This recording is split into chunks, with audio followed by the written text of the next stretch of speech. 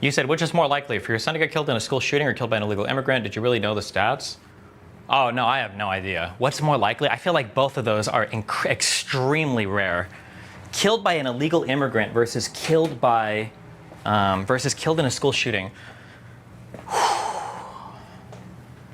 My guess would be, because both of these events are probably incredibly rare events in life, would be my guess.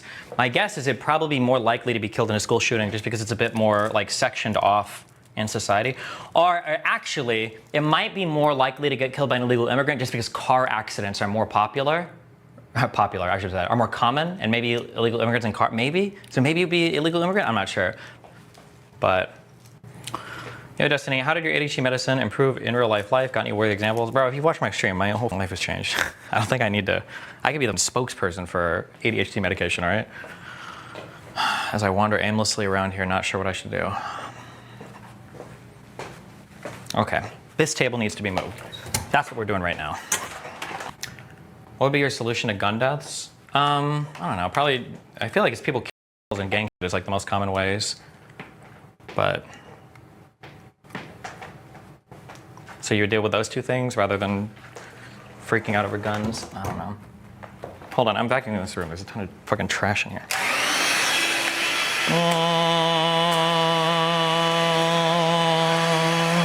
That's not me, that's the vacuum.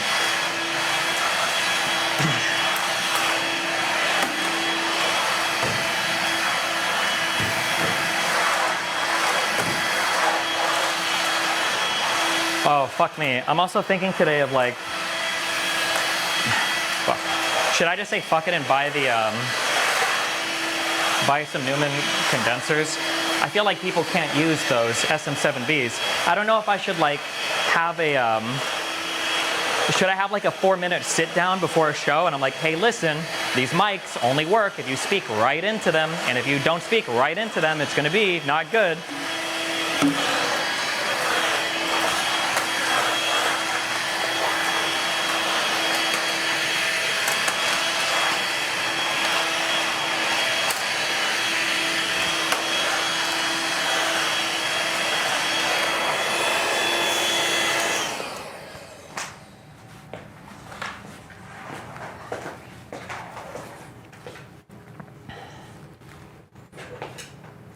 I think that the, why not switch everybody to a lav mic? Yeah, you could. It's not as great for audio quality, but maybe it would just be better. Just say fuck it and just use labs for everybody.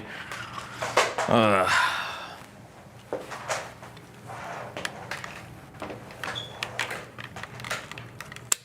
I still think if you mount them horizontally but facing slightly upwards is the best solution. Maybe, I don't know.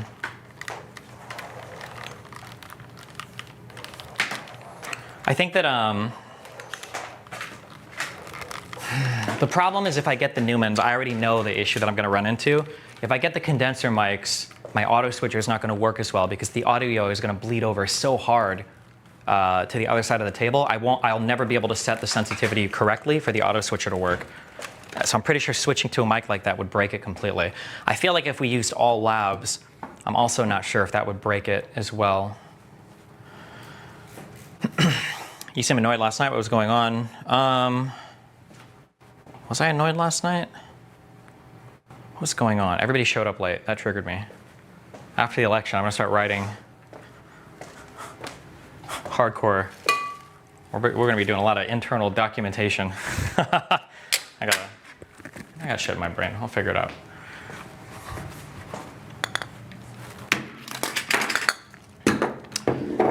For me too, though, not just other people. I think behavior generally comes from the top down to some extent. So if people aren't doing correct shit, usually you can trace that up through the top.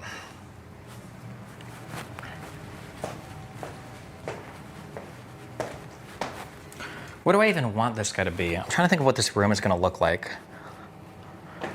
I have a big sectional. I've got an L couch. It's going to be a couch here or over here. The L could be here and sitting like this. And then coffee table.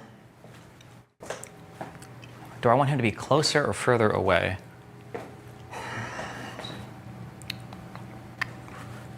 If I put an L couch here, it's nice because I can hide all the cabling behind the divider. Actually, that's probably, oh, but if I put the computer desk there, I can plug that in where it needs to be. Oh.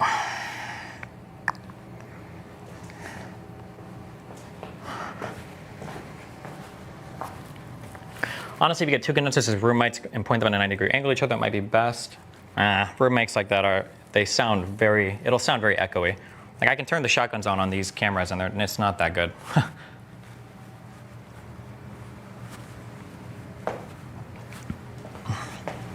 Do you have any non-regular orbiters coming for stream? Oh, Andrew's ready. I think the Actman is coming. And then some of the commentary guys are. Okay. Am I really going to be able to hear him? Am I really going to be able to have a Discord call on this computer?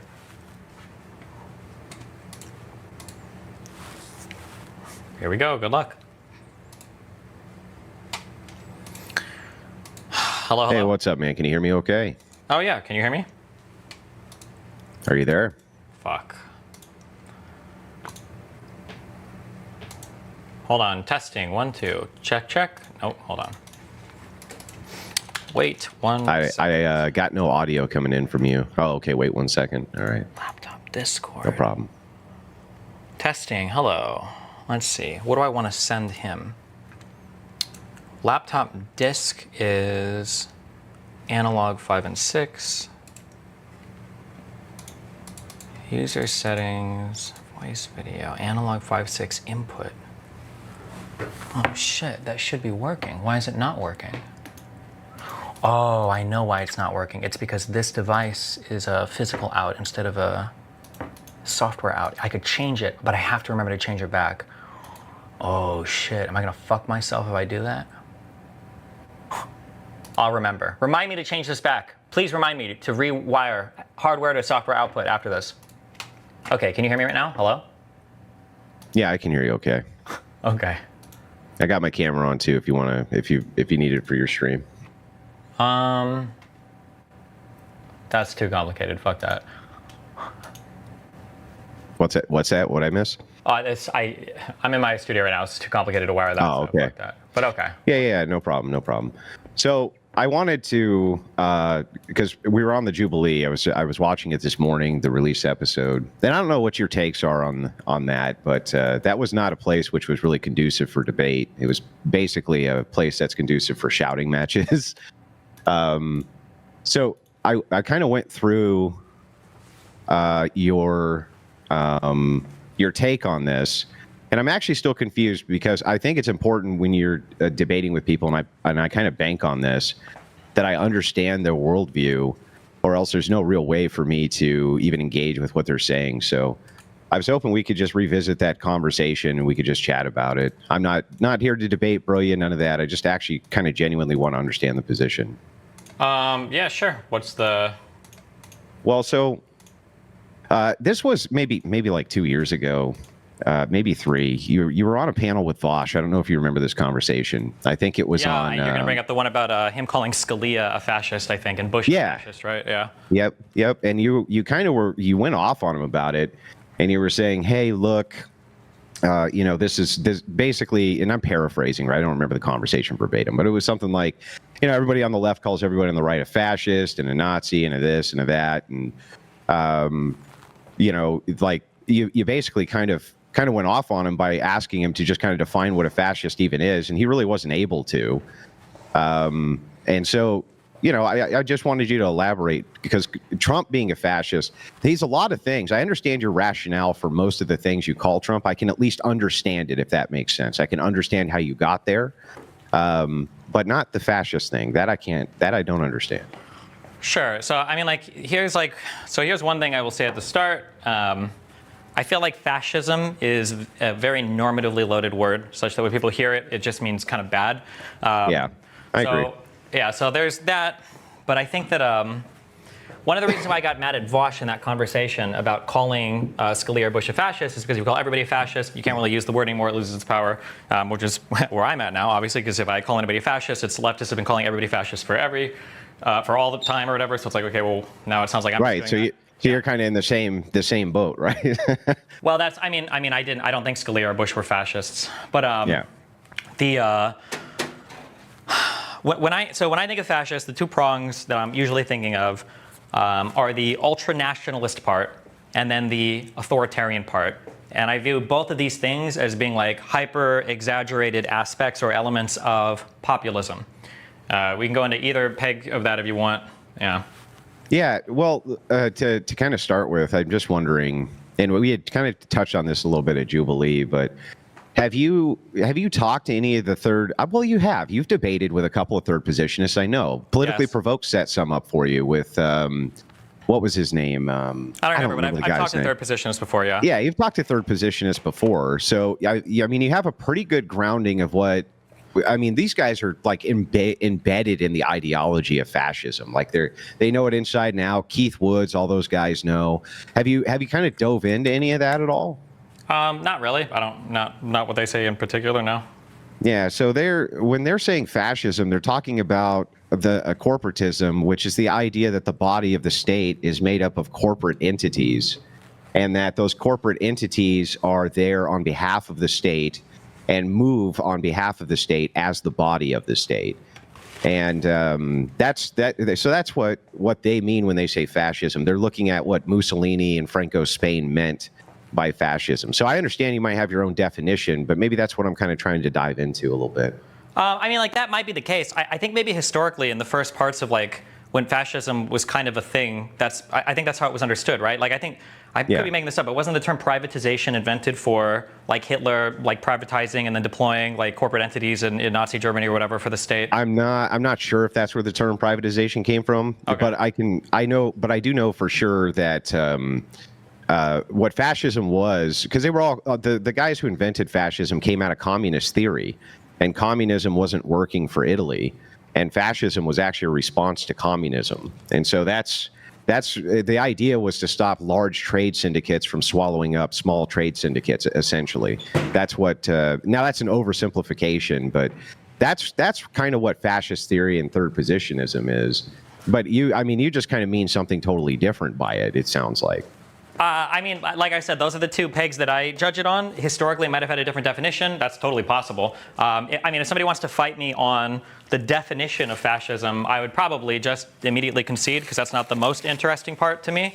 Kind of like how, like, if I'm debating somebody who wants to argue about communism, depending on how obstinate I'm being, I'm not going to start screaming at the person, well, actually, communism implies paperless, stateless society, so you're totally wrong. Because when they say communism, usually they just mean it's like really huge overreach of government and maybe like high taxes or whatever, you know. So I just yeah. You mean like the conservative spurgs who are like everybody's a communist and everything's a communist. If the government's involved at all, it's communist. like that basically. Type of thing. So I probably I would just argue with people about, okay, well, what are you arguing? Like, is the government expansion bad or whatever? But it depends on the style of the conversation, I guess. Yeah. Yeah. So when you say, okay, so I think we're getting some clarification here. So you mean when you say fascism, your meaning is a historical standard which applies to authoritarianism and protectionism, right? Is that correct? Kind of correct? Yeah, kind of. Protectionism being like one of the legs of the hyper, or the hyper ultranationalism or whatever. Yeah. Yeah. Well, how would you then? Because like a guy like Vosh would agree with this. He would agree that these are at least legs of fascism. And I think I would even agree that this could be considered a leg of fascism. If you're saying there's multiple pillars that hold up a fascist system, I think that authoritarianism and protectionism could easily be kind of related into two of those legs. But then how would you kind of push back against a guy like Vosh when he's calling basically all right-wingers fascists, because they do want a degree of authoritarianism. I think leftists do too, to a degree. And they do want to have some type of protectionism, at least tariffs. They seem to be for that and this type of thing. But I mean, isn't that exactly kind of what you were going off on him about, though, right? I mean, like, the reality is every single thing in life exists on a spectrum, whether you're talking about like. Yeah. Well, maybe not everything. I guess if somebody's dead, they're not. But like, you know, if we're talking about like mental illness, like how maybe death's a spectrum. Sure. I don't know. But anyway, go ahead. Like, what is a democracy? Like, a lot of people right now will argue, I don't know if you say this or not, I'm trying to like start an argument on this, but some people will say like, oh, America's not a democracy because we don't like directly vote on every single thing. It's like, okay, well, that's not really true. But, or like, is a particular thing like authoritarian? Like, authoritarianism exists on a spectrum. You know, if you were to go to the wandering tribes of the Middle East prior to the establishment of any states, like, to them, every single government is going to be authoritarian because these people have ultimate freedom to do whatever they want, and anybody telling them you can or can't do anything is going to feel authoritarian, right? So, I mean, it all exists on a spectrum. So, I guess when I'm, as an American citizen with an American tradition and history, when I talk about authoritarianism, my perspective is probably going to be compared to what I think the intention and the ordinary operation of the U.S. system is. I would say that Trump is an authoritarian, is what I would say. Yeah, so I can understand the idea of how you got to authoritarianism with the separate slate of electors, this type of thing. I get that. Like, I can understand the rationale. But in this, I largely agree with you if you're saying kind of everything's on a spectrum. I could say the same thing about Christianity, right? There's Christian ethics. There's lots of people who follow various forms of Christian ethics, but I wouldn't call them Christians. And I don't think that they would even self-identify as being Christians because they wouldn't fit the other criteria which are necessary. And so I guess in this, when you're talking about fascism, if you say, well, these are two legs of fascism, I think I could even agree that that's true. I guess the only thing that I would want some clarity on is, like, you wouldn't say Trump is a fascist, though. Like, just like I wouldn't say you are a Christian because you follow some forms of Christian ethics, right? There would be other criteria there.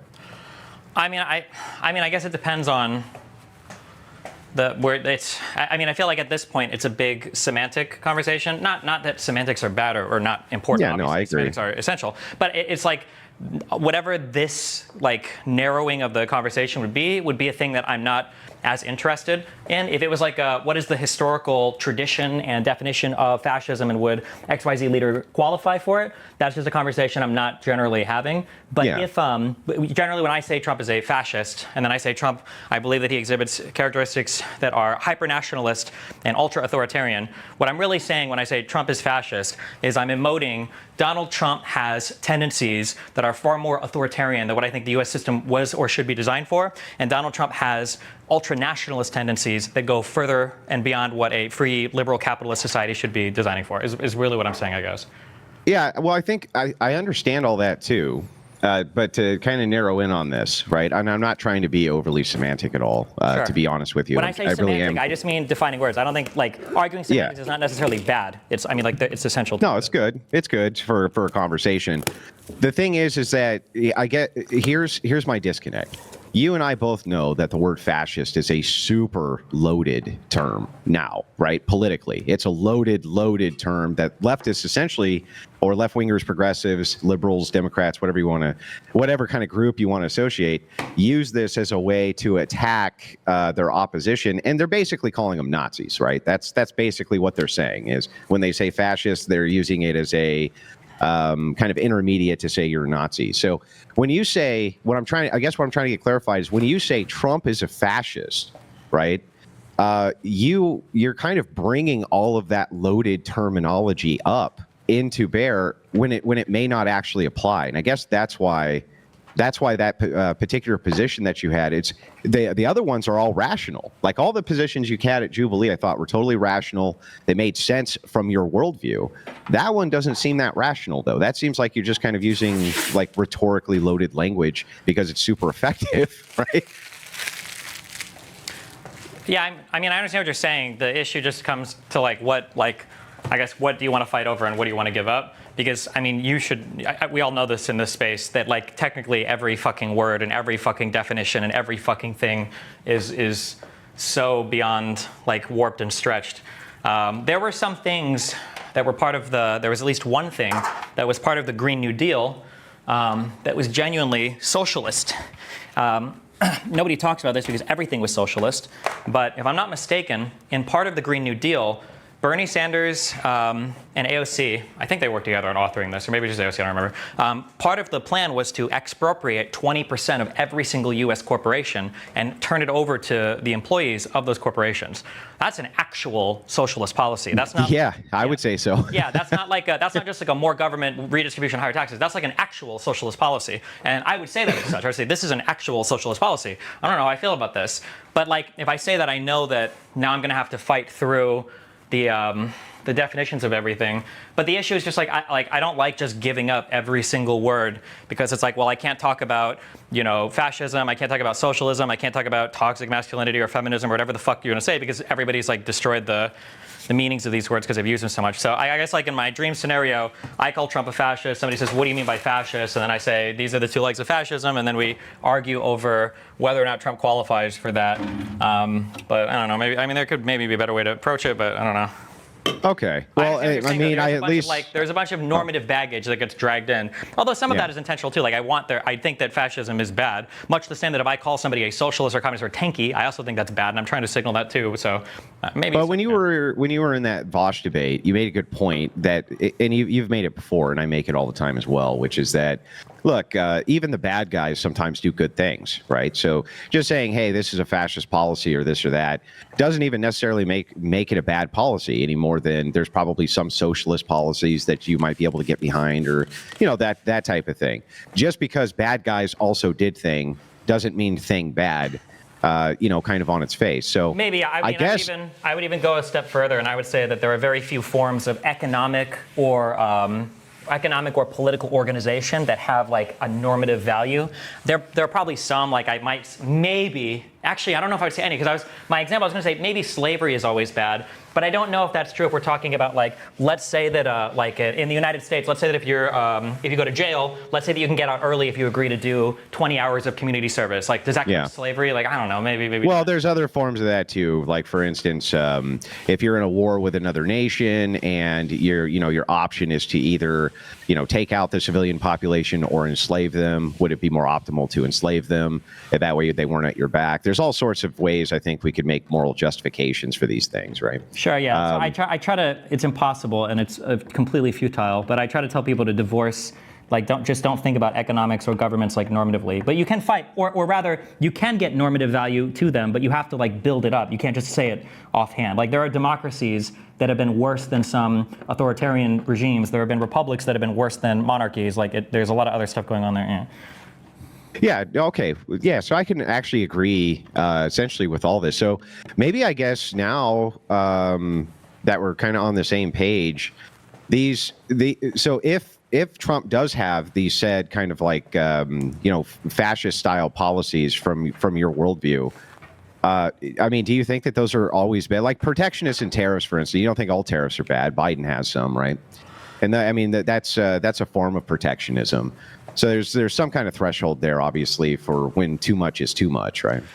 Yeah, so so we have to get into the weeds on like econ stuff, but the issue that I have when it comes to tariffs is that tariffs, when they're used, they do particular things and they don't do other things, and people aren't always honest about the things that they do and the things that they can't do. So then they lie about when they're putting tariffs on. So for instance, if somebody were to tell me we need to put tariffs on China when it comes to manufacturing microprocessors, because if we went to war with China, we're going to be fucked if they like pull the plug on all that. So if you want to say we should tariff to protect that industry, what you're saying is we need to have a tariff for national security purposes. Okay? Now, that's a fine argument, and I agree with that argument. I think that's good. There probably are some things that we should manufacture at home in the event of war. However, if you try to pair that with saying, well, this is all going to be economically good at the same time, well, hold on. That's probably not true. If you're doing these tariffs for national security reasons, they're probably not also going to be economically beneficial. So you have to be honest about what we're doing. I don't think all protectionism is bad, but there is a macro theory of why you're protecting industry that can make me disagree with all of your tariffs, even if some of the tariffs are good. Like if you're, Okay, I understand what you're saying. But kind of on this is kind of moving against the view then, I think, a little bit. So what you're saying is like, yeah, of course there's times where protectionism is totally appropriate, totally fine. In this case, you cite you could have some foreign adversary who you might potentially have war with, and so you want to make sure that they're not making the very components which are going to go in the weapons that you're going to use to defeat them, let's say. So yeah, absolutely. But on the other hand, that could give us kind of a little bit of economic downturn. Fair enough. I can agree with that too. But the thing is like, so if Trump's idea here is to put these types of tariffs on, and you don't agree with them because you think there's going to be an economic downturn, or perhaps you don't even agree that the people he's putting them on are potential enemies, that doesn't seem still to me to be particularly authoritarian, right? That just kind of seems like maybe you would think he was just a bumbling idiot, right? Not so much like a fascist authoritarian. Yeah, sure. So to be clear, so two things. So one, nothing about the tariffs are technically authoritarian unless he tries to do all of it via executive order. That could be arguably authoritarian. These would fall under the ultra-nationalist part. The reason why I oppose Trump and his tariffs is because, are you familiar with the term autarky? Yeah. Yeah. The idea seems to be that a good country is a country that has in-housed all of its supply chains. And I think that for a whole bunch of economic reasons, that's really dumb. I shouldn't say dumb. I just don't think that's possible. And I think it hurts your economy overall. And I think that all of Donald Trump's tariffs are built around this concept of autarky. So even if he does tariff some things, and I would agree with why he's tariffing a thing, I wouldn't agree with any of the tariffs because I would say, well, the place that these tariffs are coming from is not just, it's not like a theory that I would agree with. Even if you might do something, I think, oh, this probably could be beneficial though in the long run or whatever. Okay, yeah, so I think I understand that, and that's rational. That's rational to me. The reasoning behind it makes sense, whether I agree with it or disagree with it, it totally makes sense.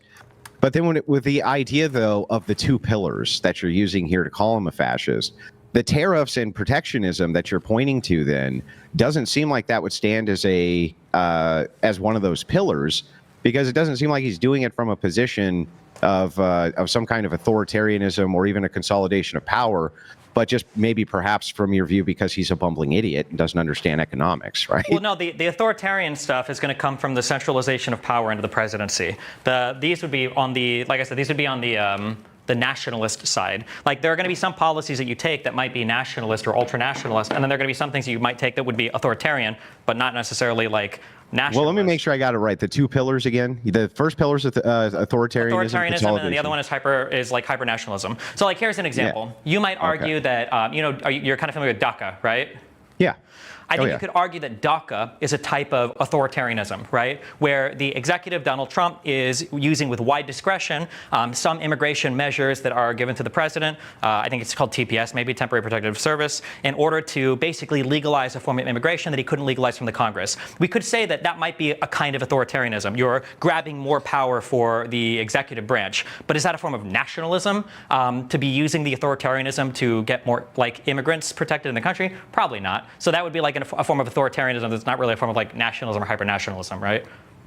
Well, wouldn't the form of nationalism just be based around kind of the idea that the person is doing something which puts the nation above all other nations, right? Something akin to this? I mean, you could say that, but I feel like at that point we're broadening the definition so much that you could make anything into anything, right? Yeah. Okay. Yeah. So I think that's fair. So maybe nationalism usually implies some form of like native protection, native being non-immigrant, and usually some shared ethnic character. Not necessarily racial, but some shared ethnic character. Yeah, like cultural nationalism, the idea that we have one language and some type of cultural cohesion, this kind of thing doesn't necessarily have to include race, but there has to be some kind of criteria which is shared amongst the group. Sure. Yeah. Yeah. Okay. Yeah, I think that's fine. But I mean, Democrats have also done this. I mean, and they do it all the time when it comes to immigration acts and things like this, where you definitely want to. They definitely seem to still want to select from countries which have a greater base of educated immigrants if they can, right? So I'm not even sure if that would meet this criteria for the second leg necessarily. So I'm not opposed to the concept of nationalism. Or being like patriotic or doing things that are in the benefit of your nation. I think all of those things are fine. It's this concept of extreme hyper-nationalism. This concept of it's not just enough for us to be good or the best, but we might even start doing that to the large detriment or expense of other people because we are like better than those people and we don't even need those people. And it's this like island concept, basically, that the autarky thing is what I'm harkening back to a lot. And I feel like, I mean, even Republicans before Trump didn't really venture off into that direction much. No, not really. I mean, when you're talking about ultra-nationalism, I think I have the same kind of general idea. That you're putting America first. You're talking about things like American exceptionalism. You're talking about how you're going to put, your people before any other people's, on planet Earth. I'm not sure though how that's bad exactly, but or even necessarily fascist. Like, so I mean, Japan does this, right? They tailor all policies, except they do have a racial element, right? But they tailor all policies to the interest of the Japanese over all of the groups. I would say that's ultra-nationalist, but it definitely doesn't seem like it's a fascist nation to me, or they even have fascist leaders. Definitionally, weren't they fascists like in World War II? They're not now anymore, right? Probably not. No, they were imperialists. Wasn't an imperialist fascist country though? Like no, they weren't really. Again, so this is where we get into the kind of semantics that I'm trying to avoid, so it doesn't get too pedantic, right? Okay, I'll ditch fascist then, because but they believed like in the racial superiority of the Japanese ethnic group over every other like Asian population, like in the when they were doing like the Sino-Japanese War and everything, right? Like that was for sure. For sure. Sorry, okay, that's what I mean when I say so. Maybe not fascist in the World War II definition of such, but okay. But I mean, most definitely. I don't think they are now, though, but they still have those policies in place. Yeah, they might. I'm only saying they might, not because I disagree, but I don't know. But they might. But even if they do, I don't care. Well, they basically just don't take in immigrants. So the Japanese, idea is to keep Japan Japanese. Yeah. I don't like, but I don't like Japanese stuff. Like I'm not a Japanese person. I'm an American person, and I have a different set of values for my country. No, I agree. I agree with that. I'm just, I guess the only reason I'm drawing the parallel is because I don't think that even if they're ultra nationalists by the sense that you're talking about here with these two legs of fascism, that we would call them fascists. I think that would be very difficult to do. That's probably true.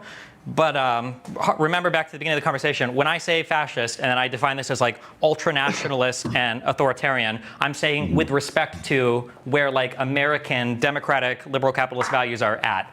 So like there might be things that Japan does that are like arguably our good friend state Israel, right, has like immigration policies that work for Israel, and I would say could be justified for Israel. But if we would do the same thing in the U.S., I'd say, hold on, this is not good. That we shouldn't be doing these types of policies. I can understand why this country might do it for different reasons. Maybe Japan has good reasons. I would say probably Israel has like decent reasons, but I don't know if the U.S. would have like the same type of justification. So then it really does come down to if you had other nations who had the exact same policies, they're not fascist policies. But if our nation introduced those policies, they would be fascist policies because they're against what you consider the spirit of Americanism to be. Yeah. So it's not really a defined concept then, or a hard concept. It's just basically like not what you consider non-American idealism or not in the spirit of American idealism is fascism. Well, I mean, like the thing is I feel like every kind of political concept is rooted in the history of the country, right? Like if I were to be an American Christian and I were to go to the strictest places in Afghanistan, which is all of Afghanistan now, and I would say, wow, women wearing burqas, this is disgusting. Women shouldn't be forced to cover up like this. Like that's gross. And then that very same Christian could go to, I don't know if in New York it's legal to walk around topless. In New York, she might say, this is fucking disgusting. Like, I have children here. Why aren't these women covering up, right? Is she like a hypocrite because she wants like women to look one way in one country and in another country she thinks they've gone too far? No, that would be the idea of cultural pluralism or ethical pluralism. I think that everybody engages in that. So I'm just kind of willing to bite the bullet on cultural pluralism or ethical pluralism. Wait, can you? I'll give. When you say that, yep. What does that mean? I don't know what you mean when you say that. I'll give you an idea of this. So, in Christianity, we follow the 10 Commandments, right? You should, yeah. Yeah, we should. Okay, so one of the 10 Commandments is honor thy mother and father. You agree? okay, so one of the ways that you would honor them if you were in Japan would be to take your shoes off when you went in the door, but not in the United States. So is it dishonorable for you to not take your shoes off because other Christians take their shoes off? The answer is no. So the idea here is it's ethical pluralism. The idea is that the culture is going to inform some of the idea, and what we're trying to do is get to the principle rather than the legalism of the idea. Does that make sense? Yeah, I would probably 1,000,000,000% agree with that. That's why, and I'm sure you figured this out in debating people and hearing their like concepts or their theories or their values or whatever, it doesn't actually mean anything until they give you an example. Because it's once you get examples, you realize, okay, when you say that you think that that families should be free to make what they think are the right decisions, to one group of people that might mean I should be able to deny my child to get blood transfusions because I think that this is an evil. And for another group of people, it might be I want my 7-year-old to have hormone replacement therapy because I think they're trans, right? So both these people could have the same, theoretically, a similar sounding set of principles, but until you hear the examples, you really have no idea what they're talking about. So yeah. Yeah, well, and the idea is to adhere to the principle. So it's the same in Christianity or almost all ethics. Even utilitarians, I think, would agree. Okay, we have a principle, but there's more than one way to get to the idea of the principle, and so. There's more than one way to walk down the path, essentially, for this kind of ethical view, because human beings are infinitely complex, and there's many different ways to honor thy mother and father. My neighbor's going to do it a different way than I do it. It doesn't mean that they're wrong. So that moves into like the pluralistic aspect of cultural pluralism or this type of thing. Christianity is always embrace this. I'm sure when you were in Catholic school, something similar to this was explained. But again, when we're talking about this, if I am to say what a Christian was, like let's say we said it's somebody who says Jesus Christ is their Lord and Savior, right? Something really broad like this. That's still pretty definitive criteria for what we mean when we're saying Christian. And so we know what to rule out of that. That's like a whole lot of people we get to rule out immediately. I think that kind of where your analogy fails here is, I think that if they go and they see a burqa and say that's disgusting, but then, oh, hey, you have to cover your boobs up, they're still adhering to the same principle. And so in this kind of idea of fascism, I think they're still adhering to the same principle that you find disgusting. It's just that you kind of just say, well, it's just kind of basically based around the cultural aspect, the cultural pluralism of the adherence to the principle. Americans find it disgusting, so I don't like it. But for another culture, fascism might be okay, right? Yeah, I think I largely would agree with that, yeah. But I think that I think you could apply this down the road to anything. Like, for instance, if you were to ask me, are sweatshops okay? I would have to ask in what context. In the United States, I would think that sweatshops would be fucking disgusting. But in a community where every single family was engaged in subsistence farming and a flood meant that half the population was going to starve and die, I might say, okay, well, sweatshops is a huge upgrade to these people's standard of living. It's actually way better. I think that I don't know if I would view fascism or modes of government as these defined, fundamental, axiomatic things. I think that you get a whole bunch of statements and values from them, but then you have to plug in a whole bunch of other concepts that are more relative, basically, right? So a liberal might say, a capital L liberal might say freedom of the press is really important. And then somebody else might say oh yeah, we have great freedom of the press here. You can say things to your family members and the government won't even come and murder you for it. And it's okay, wait, do you have newspapers or anything like that? No, all the media is state ran. But I'm saying you're never going to be executed for saying something to your neighbor. And I'm okay, well, so you might have the same value system there, but then you have to plug in, I think, what ultimately end up being, I would argue, obviously as a atheist, hedonistic atheist, whatever, I would argue that that all of these things are relative to the cultures that they exist in. Yeah, well, I understand the cultural relativism aspect. Again, that's rational and it's reasonable to me. But if you say democracy, right? When you tell people, okay, this country's a democracy, you're clearly talking about a very crystal clear criteria, right? There's not that much movement which is allowed in there. It's that means that the people are participating in the form of whatever type of government or law that they want. The people are choosing that by some methodology, usually voting. I think that almost everybody would largely agree to this. And so I think you would agree to it too. And so if I said this isn't a democracy, you know exactly what I'm saying, what I'm talking about instantly. you know that I'm talking about people not having any ability to participate in their form of government, essentially. So this would be but with something. fascism, I feel like that's kind of we're not there with this, right? That this is kind of a different thing you're talking about. So I feel like with that democracy thing, I actually would super disagree with that. I think that when we say democracy, I don't know if there's an agreement on what that means or what that is. I would look to like reading through a lot now of the Federalist Papers, I can see that there were so many arguments made for different parts of the government or how they should function or what's too much or what's not enough or what's an appropriate check and balance or should the people be voting or should electors be voting for president or well, hang on, real quick, Destiny. What the fuck are you doing? Just so I know. I don't know what you're doing. Most people are asking, they're like, what is he doing? I'm like, I don't know. I'll ask I have a studio that I shoot all my podcasts in, but for the election day, I'm going to have I've got a second room here, and I'm creating like a secondary studio room here for the election day. So I'm just setting up like you're doing desk. live coverage? Yeah. Oh, awesome. Okay, I'm sorry. I didn't mean to derail you, dude. Go ahead. No, you were talking about democracy. Yeah, I think that what a democracy is and what it's for is actually, I think that's actually a really complicated question.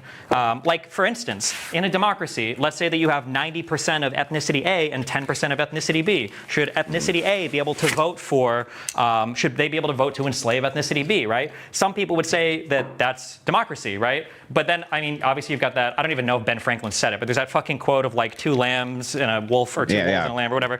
Some people say, fighting over what to have for dinner.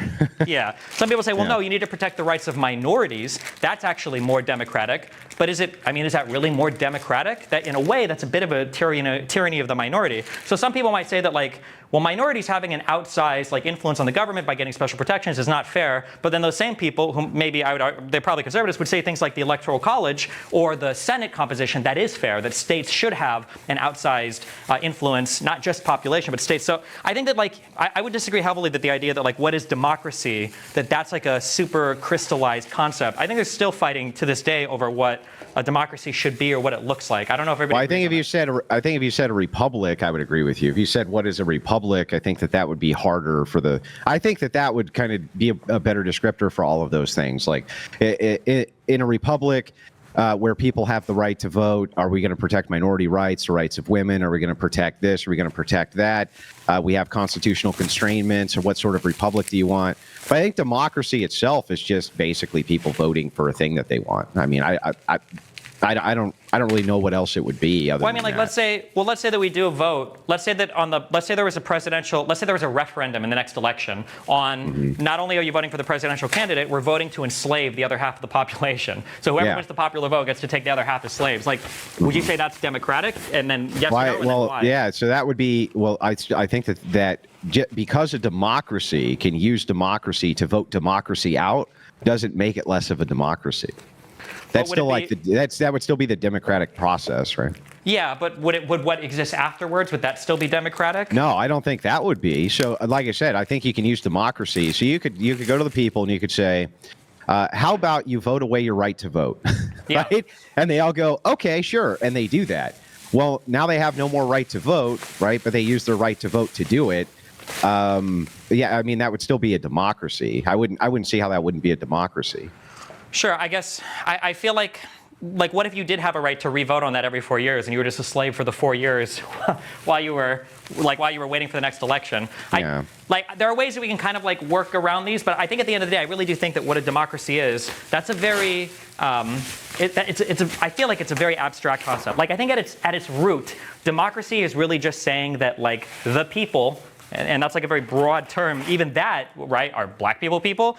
How early you go in the U.S. do women count as people that vote? Or what about do non-citizens count as people? Democracy, in the very broadest sense, is citizens having their will represented in the country through some form of ballot. Yeah, I agree. It's just it's the idea that citizens have their will represented and can somehow participate. So I think that the broadest, most charitable kind of definition I can give would be that as well.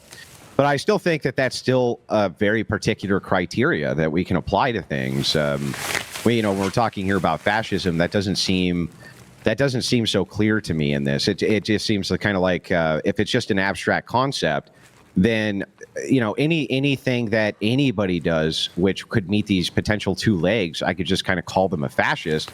And I don't think that that's getting at the spirit of what you're saying.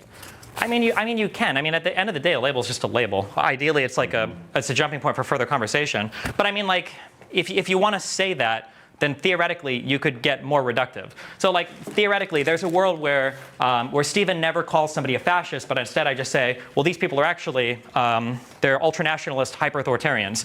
And then you come in and you call me and you're like, hey, I want to talk to you about what ultranationalist means. And we could have this exact same conversation where you're like, okay, well, ultranationalists exist in this like culturally relative vacuum, and you shouldn't be saying ultranationalists. You should have said, say, X, Y, or Z or whatever. And then right, it could get like reductive from there, right? Yeah, well, and with that, again, I'll kind of just grant this as being true as well, because I think it is. The thing is, though, is in that case, I think if you were to run around and call people that you politically disagreed with a bunch of hyper-authoritarian ultra-nationalists, that people honestly wouldn't care that much. They'd be like, okay, well, that's somewhat nebulous meaning, this and that. But if you say fascist, that brings up all the loaded baggage which comes with the word fascist. And so that, I guess that's ultimately what I'm getting at, is that it seems to me like you want to, and I do this too, we all do this, right? So to be totally fair, but it seems like you're pummeling that label specifically because of the loaded baggage that it has associated with it, especially with Nazis, right? And that's the purpose of it, rather than necessarily due to authoritarianism or trade agreements or tariffs or any of those types of things. Yeah, and I think I said that early in the conversation, which is, I guess it's technically a little at ends what I said, where I'm like, people should divorce the normativity from their like economic labels or whatever. Yeah, but rhetoric's rhetoric, right? Yeah, but I mean, like when I'm saying somebody is fascist, I am trying to evoke. Same with if I call somebody a tanky or a socialist, I am trying to evoke some negative, like normative baggage there. That is the goal, because I don't think that like we shouldn't be okay. I would argue that we shouldn't be okay being hyper nationalist authoritarians. Like we've seen what that looks like in the past, and I'm trying to evoke all of that feeling when I say that. Yeah, but I mean. Okay, well, so I mean, Socrates said himself that rhetoric is anything which convinces external to logic. So whatever it is that is convincing for your worldview, that kind of sways people over to it, absent logic, you can kind of type up to rhetoric. I think that's what he meant by that. So I mean, at least I can kind of understand now a bit more the rationale if you're kind of with the admittance that, hey, yeah, you're right, it is somewhat nebulous, and it could be okay, these policies in other nations other than this, but this doesn't really conform to Americanism, and I'm using the label because it really puts a negative light on Trump. I mean, yeah, is that a fair assessment? What you just said there, that is a much less of a bite, right? Much the same that if you're like expanding income retribution to such a level that it's hard to achieve economic prosperity as an individual in the United States is not good. It's easier to just call somebody a communist or socialist, right? Yeah. There's a reason. Yeah, well, and to bring the loaded rhetoric with it, right? Like, you commie, right? That's very helpful. I agree. But it does contend. It's a bit contentious with the idea, though, of, like you said, political normativity. So it doesn't seem like the purpose of it exactly is to necessarily fight against the idea of fascism, but more it's the idea to just kind of go after Trump because you don't like Trump, right? Yeah, I guess to bring it back to 2 points I made. So one point I said earlier that there's tension between now is I said earlier when people discuss like these particular perspectives, they should be it should be dispassionate and unnormatively loaded, right? An authoritarian is an authoritarian, a democracy is democracy. It's not necessarily good or bad. It just depends, right, on other values. When I'm in like debating when I'm debating something over somebody being better or worse, and then I think that you start to bake in more normativity when you're making statements. Like if I'm arguing against somebody and I'm bringing up the point, this guy wants to do this. Like even if that was a purely logical statement, right? If I were to say Kamala wants to increase taxes on the top 1% to 99%, right? In that statement, even if it's not there explicitly, there's normativity baked into it. I'm arguing against her and I just brought up a policy, it's probably bad, right? Yeah. Like if I was arguing with somebody and they were like, talk to me, you don't like Trump, like tell me about Trump. And I'm like, Donald Trump had a rich father. Your assumption, like you would hear that as me saying, Donald Trump having a rich father is bad. And then if you were to say, well, wait, what's wrong with that? And I go, oh, nothing. I'm just like stating a fact about Trump. You'd be like, wait, what the fuck? What do you mean you're stating a fact about Trump? Because we don't parse the language like a machine, right? We're in the context of the conversation. So going back to, so when I say analyze things like non-normatively, I'm talking about for like jerk off, like policy discussion, basically. But now to bring this back to the other point that's just kind of in tension with Vaush, when I said, why are you calling Scalia or Bush a fascist? The issue that I had there is that I didn't care so much that he was calling them a fascist. What I cared about is that if we were to have a discussion on why he's calling them a fascist, he wouldn't be able to back that up. He wouldn't be able to justify that. That was my big issue. Like, you can't just be that he's a fascist. But aren't you at the same mercy of that? Like, when you say Trump's a fascist, you also have to back that up. And if it's just kind of this well, there's these two pillars which I think all fascists have in common. I think even like third positionists would agree that those two pillars could exist. But then if you say, from a cultural relative or cultural pluralist position, I can see why other countries do that, and I don't even actually have a problem with it just here.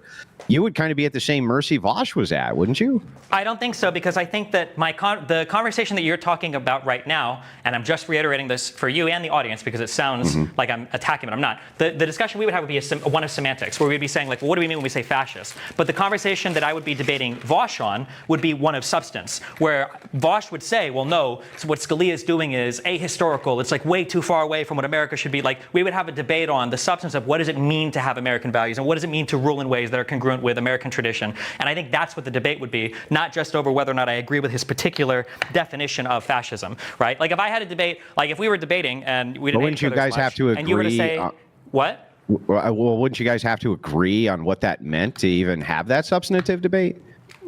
We could, but if Vosh were to just say, it would really depend on the conversation. But like, this would be the same with you and me. If Vosh were to say, well, when I say fascist, I just mean he's conservative, then I would say, oh, well, I think that's a dumb way to define fascist. But okay, I probably agree with you, but that's just a dumb way to define it. Then we would have a semantics debate. But I think with Vosh, we would disagree on substance, I think. Rather than the semantics. Okay, I think I understand that as well. Okay, well, I think we got a lot of that cleared up. Then a couple of questions I have for you since we're in the room. The first one is, what did you think of the Jubilee thing? It's what I'm used to at this point. It's kind of wild, kind of wacky. It was bizarre, wasn't it? Am I wrong, or was it bizarre? It was strange. I mean, I feel like at this point I'm kind of used to crazy, wacky people, but it was pretty. Yeah, like the two things I didn't like were, I can say I don't like the personal attacks, but it's just like, it's kind of weird or whatever. But the thing that I didn't like the most was somebody would sit down, and I had actually talked about this on stream before. It's like, I'm not going to let people just gish gallop and then get voted off and not respond. So I was trying to cut people off a little bit more. I think even in our conversation, I was trying to be a bit more like cutting you off or be aggressive, because I didn't want you to say something, get voted off, and then I can't respond. But the thing is that some people, what they do is they would sit down and they would do like this whole rant at me, and then they would just get up before even being voted off. And I'm like, wait, what? Yeah, well, okay, so the next day after this was done, I was on stream because people were asking me about it. And just so you know, I don't know if you know this or not, and I want to know if you think that this is cheating, because this bothers me when progressives do this, right? But if people had an entire group put together of people who knew that they were going to debate you, and they all went in a group and they all assessed all of your talking points in order to collaborate for who's going to go when, who's going to say what, is that cheating to you? Do you consider that cheating? So I'm going to be a huge outlier here, and I would say that in almost all circumstances, I would say probably, yeah, maybe it's not in the spirit of it. I would say that for me, it's not in the spirit, right? Yeah, it's not in the spirit. For sure. I would say for me personally, I want people to come with their strongest whatever. So if you think that like stacking the deck against me by having better people come up to debate points, I'm actually okay with that. But I would say that in most cases, that's probably cheating. Yeah, that's why I got in trouble. Well, that's not what the idea is. The idea is to choreograph. When this argument's made, then that's when you move away, and that's when the next one comes up and hits you with this or this or this. That's, I think, beyond what you're talking about, which isn't just, here's Destiny's arguments. Make sure you have good arguments when you show up. That's fine, right? Neither one of us would disagree. That's fine.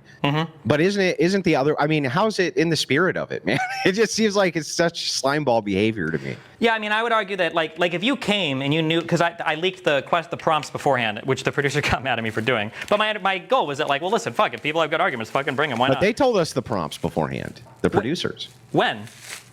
They gave us a list of what it was that your positions are going to be. Wait, what your prompts were going to be. Wait, when? I think, well, so I wasn't even supposed to be there, right? So I was out in Santa Barbara. I was shooting a whatever episode, and I got a call. Hey, if you're in the area, you want to come over and do this? And I said, yeah.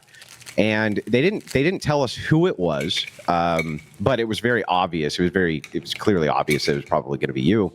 But they did give us a listing of the prompts, of what the prompts were going to be. Or I'm asking, like, did they give you this like the day of, or was it released beforehand? It was released beforehand to us. Oh, weird. Okay, because when I went over them on stream, they emailed me and they were like, "Hey, like, don't leak this. Like, we're not supposed to tell anybody." And I was like, "Oh shit, I didn't realize that." Maybe I misinterpreted that. Maybe they just didn't want it leaked for the public then, and not for other participants. Yeah, for us, we signed an NDA to not leak those. So it's possible that it was just supposed to be for the group, which I think that's fine. Like, we need to know what the hell we're debating, right? Yeah, okay. But I think it's a very different thing if there's like a collaboration. Because these groups know each other and I don't know, it just seems slimy to me, that's all. Sure. I mean, like, yeah, it would have been better if they were less, like, unhinged statements, but, I mean, you know, what are you going to do? Yeah, well, they just became shouting matches. Shouting matches. I mean, I don't even mind shouting matches, but I feel like, just like the one guy coming up and asking me, like, what's the penal code for the law? Or like the one guy that came up and he was like, can you say that MAGA wouldn't, actually this is an Andrew argument, but when the guy came up and he was like, how can you say that MAGA wouldn't exist without disinformation? I was like, well, I mean, technically I can't actually know that. Like, we're supposed to, you were there, you were sitting there where she was like, I need you to make this prompt more spicy. Or she was telling me to make like the most divisive prompt. I was like, okay, yeah, let's do this one. And I was like, well, no, I can't say would this definitively exist or not exist in all possible worlds. There's no way I could know that. And the guy's like, okay, I win. That Mika guy, like, okay, well, but. You know. Oh yeah, that guy, you were like, well, yeah, if this was Philosophy 101. Yeah, I remember that. Yeah. That was, but you know, the truth is because I was sitting behind the speaker, I couldn't hear a lot of what those guys were saying. Like, I actually couldn't hear it. From your perspective, you probably heard them fine. Yeah. But for the audience, it was actually very difficult to hear what a lot of those guys said. So when I rewatched it today, I was like, oh, that's what that guy said. I couldn't hear half of it. But anyway, yeah, I just wanted to get your take on that. And see what you thought about the Jubilee thing. I think that I think it's sneaky to have like a coordination like that. Personally, I did. Like, if it was a conservative in the chair, I would have called foul. Sure. That's all. You know. Well. So. Just conservatives cheating again. You know, nothing new. You know, sometimes it doesn't pay to be charitable, right? True. I mean, I'm admitting that was a bit snaky, but you know, I wasn't gonna participate in those groups anyway. But anyway, I appreciated the convo. Was there anything else you want to go over while I'm here? Since you're just fucking around on the computer anyway. Well, I mean, not unless you can think of anything. I'm just building my studio. Well, yeah, there's a couple other things that I wouldn't mind diving into. So we dove in to the idea of what's going to happen this coming election a little bit, but not much. Tim Pool has had multiple people on now who are predicting civil unrest post-election, regardless of the outcome, regardless of if it's Kamala or it's Trump. What do you think there? Do you think that there's a good possibility of this at this point? I think that I feel like it's impossible to predict what's going to happen at any given point right now in the American election system. There's just like, we're moving in such a new environment, and it's like everything is so, like, we can't look to history to try to map on like what we think will happen. I have no fucking idea. Like, I've said the same about, like, people ask me, like, if Trump becomes president, what'll happen? Like, I fully believe that there is a world where Donald Trump becomes president and becomes like the most hyper authoritarian, fascist, whatever dictator in the world, and destroys American democracy. And I think there's a world where Trump becomes president and he's just like, fuck you, I got elected, I told you I could, like, eat shit, and he like resigns or just does nothing for 4 years except like jerk off in the White House. Like, I think both of those could happen. I truly have no idea. Like, I don't think that. The problem too is that, like, the question, it's begging a lot of precondition. Something I've noticed that it happens in the media is people will like foment the conditions for a feeling to be there, and then when the feeling is there, they'll like cite the feeling like it's novel. So somebody will say something like, I'll give an example of both sides for fairness. Somebody will say something like, cops kill black people all the time. It's just like an epidemic in society. And then everybody will feel like, oh my God, cops are killing black people all the time. And then a conservative will say, well, hold on, it's like not happening anywhere near as much as you guys think it is. It's like 10 unarmed black people a year, not like 10,000. And then someone will say, okay, well, but look, people have these feelings, so there must be something wrong. And I was like, okay, well, people have the feelings because you said the thing, right? And I would make the same dialogue tree argument for election fraud. People feel like something happened with the election. Well, of course, you've told them that for 4 years. Of course they have that feeling. So when somebody says, like, is there going to be civil unrest? I feel like a lot of it is going to come down to what happens leading up to the election or on the election. So if people keep saying that like ballot boxes are going to be rigged or something is going to happen, and then an election turns out a certain way, It's like a self-fulfilling prophecy, you mean? Exactly. Yes. Basically. Yeah. It literally is. Yeah. You're manufacturing like pre the event, like the feelings that people are going to have, and then acting surprised when people have the feelings. Well, I was thinking there's a great argument that I often use, and I'll kind of use it here to see what you think about it. The idea of a third party ever becoming emergent, I think, is actually silly. So when I look at other countries that have any type of republic setting or democracy setting, there's always two main parties, just like here. And I think that the reason that this occurs is because individually, people don't have very much political power. They basically don't have any. They only have political power if we collectivize as blocks. We basically have to do this in order to move any agenda forward we want. Even at the local level, we have to do this. So I think we're essentially stuck with two parties, because if one party consolidates enough influence to actually push an agenda, then people who don't like it will have to then collectivize in equal numbers to oppose that agenda. So I don't think there's actually any way out of the two-party system. So I think we're stuck with polarization until breakdown, Destiny. I mean, maybe, yeah. I mean, like, I think there's a whole bunch of like statistical artifacts, I don't know if you call them, that make it as well that we have to be two parties. Like the spoiler effect is a big one. Let's say that I slightly disagree with Trump or I slightly disagree with Kamala, and I make my own party. All I'm doing is entrenching the power on the other side, because now I've split the vote on my side with people that would hopefully agree with me more than the other people. So that's an issue. First past the post is arguably an issue, although every voting system has problems. Our Congress is arguably an issue because we don't have a parliamentary system. Like, I don't know, yeah. I don't necessarily. But even in those systems, it usually just comes down to one party which has enough influence that if another party wants to oppose it, they have to collectivize in significant enough numbers to do so. And so it just kind of always ends up being this two-party thing over and over again. It kind of makes sense why. Yeah, because you have to have enough of a block to oppose something, right? Yeah, but I think that one of the nice things about, I hate that I'm saying this fucking Huey guy convinced me a little bit. One of the nice things about having more than two parties, even if we had like a four-party system in the United States, I think it would be greatly improved, because a four-party system would cause each of the two main parties to change a little bit so that they don't lose too much. So like, let's say for instance, let's say you thought Kamala was too far left, or there are a lot of people right now, maybe not you included, but there are a lot of people that might not be happy with Trump, but honestly, like, you might not like Trump, but you might even think that Trump, the insurrection was real and all that, but fuck, voting for a far left government, voting for Kamala, it's a tall order for like a principally conservative person. That's a really hard thing to do.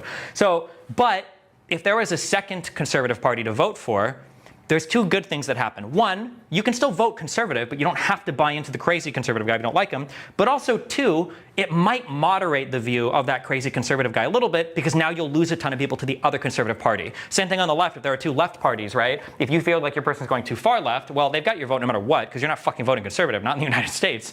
But if there's a second left party, it gives people another option, and it forces people to moderate a bit. I feel like having four parties would help a lot, but who knows? Maybe we run into it. It could, but I guess the argument that I would make against this is if you take a single issue like abortion, one side literally thinks you're murdering babies and the other one thinks that they're lunatics, right? It's actually pretty simple, right? One side literally believes you're murdering children. The other side thinks you're not. It's right. It's like it breaks down to this.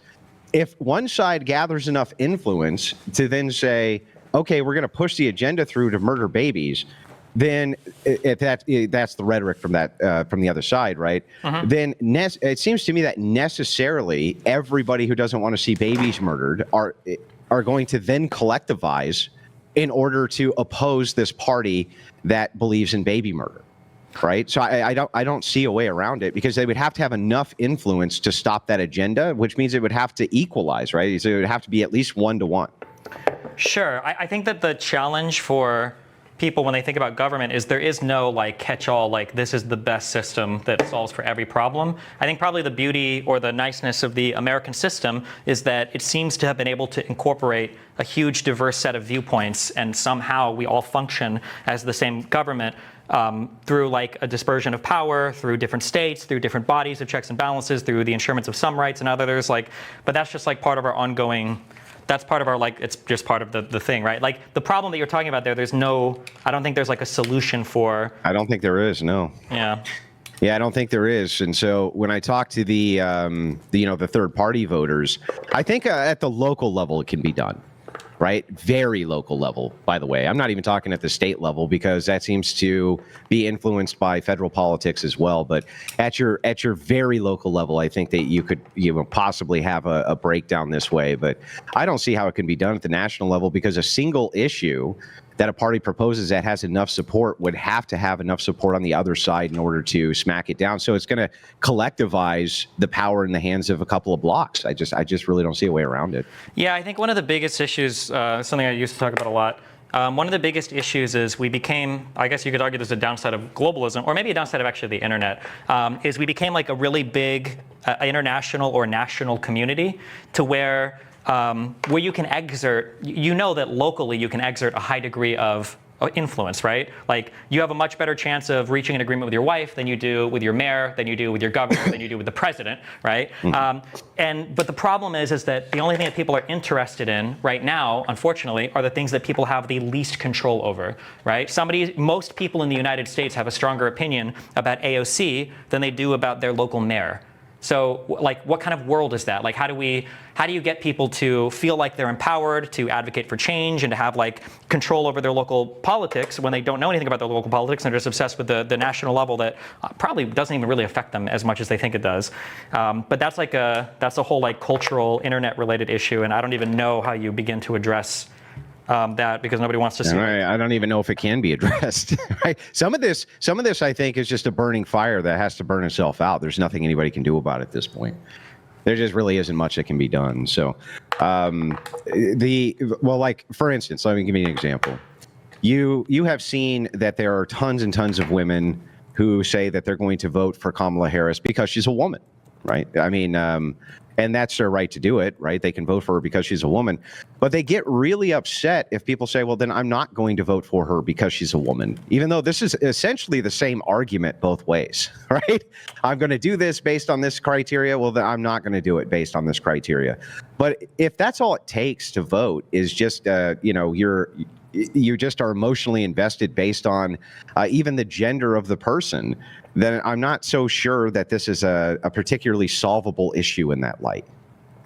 You have to, again, sometimes the solution that we're looking for isn't necessarily like a quote unquote solution.